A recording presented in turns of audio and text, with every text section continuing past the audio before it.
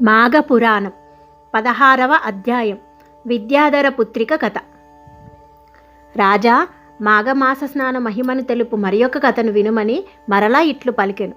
పూర్వముక విద్యాధరుడు సంతానము కావలియునని బ్రహ్మనుద్దేశించి గంగాతీరమున తపము చేయుచుండెను. నియమవంతుడై భక్తి శ్రద్ధలతో చిరకాలము తపమాచరించెను. అతడిట్లు చిరకాలము తపము చేయగా బ్రహ్మ సంతుష్టుడై వానికి ప్రత్యక్షమయ్యెను. వరములనిత్తును కోరుకొమ్మనెను. పుత్రునిమ్మని విద్యాధరుడు బ్రహ్మను కోరెను. అప్పుడు బ్రహ్మ, నాయన, నీకు పుత్ర సంతాన యోగము లేదు. అయినను నీ తపమునకు మెచ్చి పుత్రికను అనుగ్రహించుచున్నానని చెప్పి యంతర్ధానమునందెను. తరువాత విద్యాధరునకు పుత్రిక కలిగెను. ఆమె ఉత్తమ లక్షణములు కలిగియుండెను. ఆమె పెరిగి పెద్దదయ్యెను. మిక్కిలి సుందరి అయి సద్గుణాన్వితయై కన్నవారికి తనను చూచిన వారికి సంతోషము కలిగించుచుండెను. విద్యాధరుడును ఆనందమును కలిగించుచు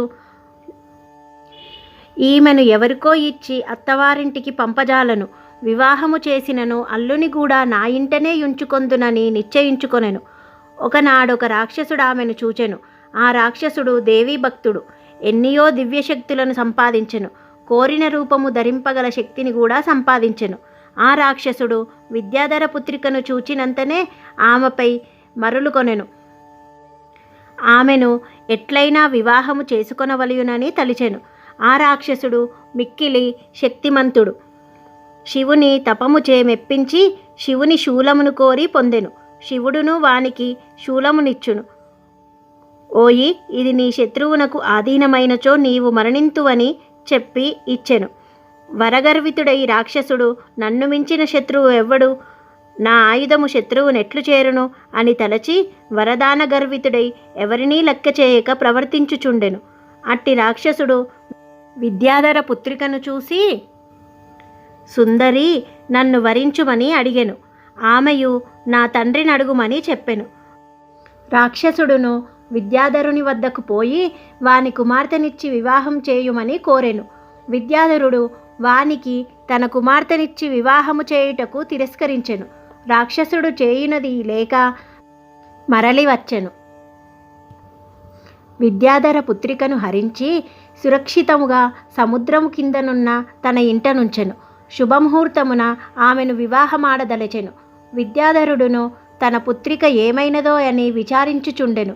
ఆ రాక్షసుడు బ్రహ్మ వద్దకు పోయి తన వివాహమునకు మంచి ముహూర్తమును చెప్పమని అడుగగా బ్రహ్మ, 8 మాసముల తరువాత మంచి శుభముహూర్తమున్నది, అంతవరకు ఆగుమని చెప్పెను.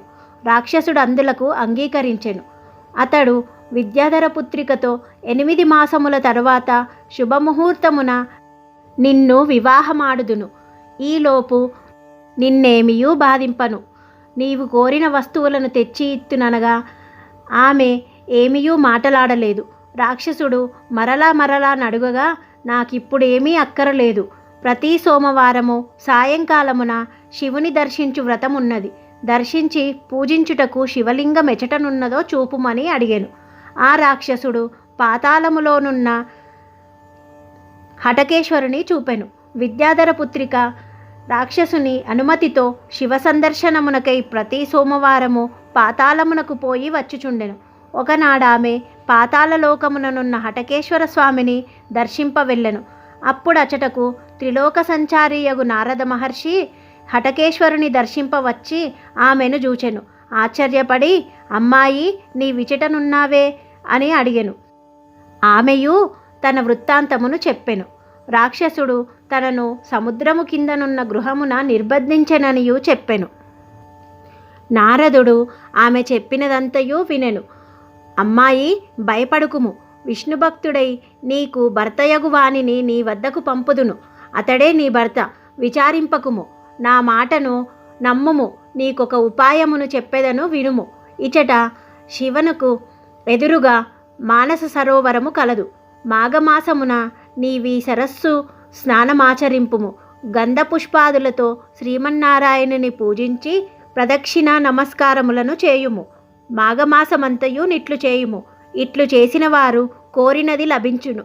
శ్రీమన్నారాయణుడు నిన్ను కాపాడును. మాఘస్నానము పూజాధికము సద్యఫలమునిచ్చును. నా మాటను నమ్ముమని చెప్పి నారదుడు తన దారిన పోయెను. విద్యాధర పుత్రికయు నారదుని మాటలను మనస్ఫూర్తిగా నమ్మెను. మాఘమాసమంతయు హటకేశ్వరపురమందున్న మానస సరోవరము వద్దకు వెళ్ళి స్నానము చేసి పూజ మున్నగు వానిని చేయుచుండెను. నారదుని మాట యథార్థమగుటకై ఎదురుచూచుచుండెను. మాఘమాసమును వ్రతముతో గడిపెను. నారదుడును లోక సంచారము చేయుచు సౌరాష్ట్ర దేశమును పాలించుచున్న శ్రీ మహావిష్ణు భక్తుడగు హరిద్రదుడను మహారాజును చూచెను. ఆ రాజు సర్వకాల సర్వావస్థలయందును శ్రీ మహావిష్ణువును స్మరించుచుండెను. అందరి యందును శ్రీమన్నారాయణుడే దర్శించును. వారిని హరి అని ఆహ్వానించును, విష్ణువాయని పిలుచును, గోవిందాయని మాటలాడును, శ్రీకృష్ణాయనుచు వస్తువును స్వీకరించును, దామోదరాయనుచు భుజించును, కేశవాయనుచు నిద్రించును, నరసింహాయనుచు స్మరించును, హృషికేశాయని మేల్కొనును, వామనాయనుచు తిరుగును. ఏ పని చేయుచున్నను, ఎవరితో మాట్లాడుచున్నను ఏదో ఒక విధముగా శ్రీమన్నారాయణుని తలుచును.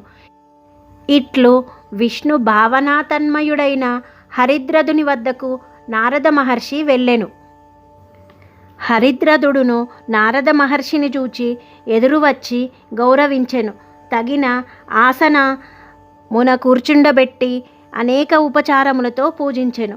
నారదుడును, రాజా, విద్యాధర కన్యనొక దానిని వరగర్వితుడైన రాక్షసుడొకడు బలత్కారముగా నపహరించి సముద్రాంతర్గృహమున దాచియుంచినాడు. ఆ విద్యాధర కన్యక త్రిలోక సుందరి, సద్గుణశీలిని.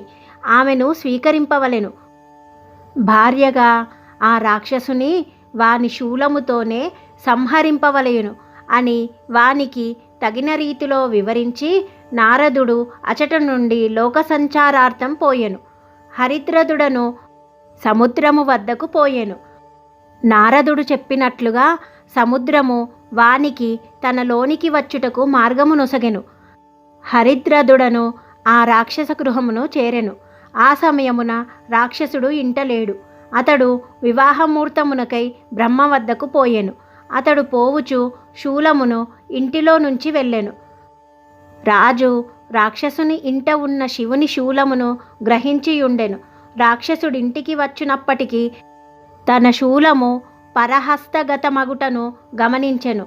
ఆ రాజును చూచి ఇట్టివానితో యుద్ధము చేసి మరణించినను మంచిదేయని తలచి హరిద్రదునితో యుద్ధము చేయ సిద్ధపడెను. రాక్షసుడు హరిద్రదుడు చాలా కాలము యుద్ధము చేసిరి. హరిద్రదుడు శివుని శూలమును ప్రయోగించి రాక్షసుని సంహరించెను. ఆ రాజు రాక్షసుని సంహరించి విద్యాధర పుత్రిక వద్దకు పోయెను. ఆమెయు నారదుని మాటను స్మృతికి తెచ్చుకొనెను. వానిని భర్తగా వరించెను. హరిద్రదుడను ఆమెను వివాహమాడెను. ఆ దంపతులను విష్ణుభక్తులై విష్ణు పూజను మాఘమాస స్నానమును మానక చేయుచుండిరి. చిరకాలము సుఖశాంతులతో శుభలాభములతో జీవితమును గడిపి శ్రీహరి సాన్నిధ్యమును చేరిరి అని వశిష్ఠుడు మాఘస్నాన మహిమను దిలీపునకు వివరించెను. 16వ రోజు పారాయణ భాగం సమాప్తం.